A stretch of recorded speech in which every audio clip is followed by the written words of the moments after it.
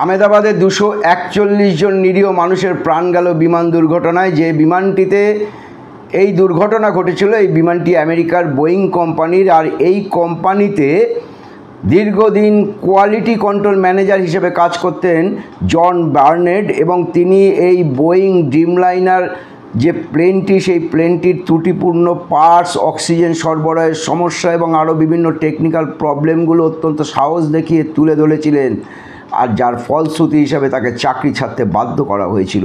এবং তিনি আদালত পর্যন্ত গিয়েছিলেন সমস্ত নথিপত্র নিয়ে বোয়িংয়ের বিরুদ্ধে সাক্ষী দেওয়ার জন্য। পরবর্তীকালে তার গুলিবিদ্ধ মৃতদেহ পাওয়া যায়। কি বুঝলেন?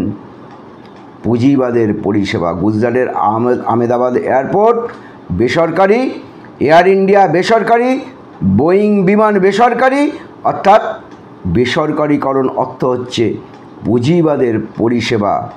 মানুষ মরে মরুক, যায় আসে না, মানুষের কোনো পরিষেবা নয়।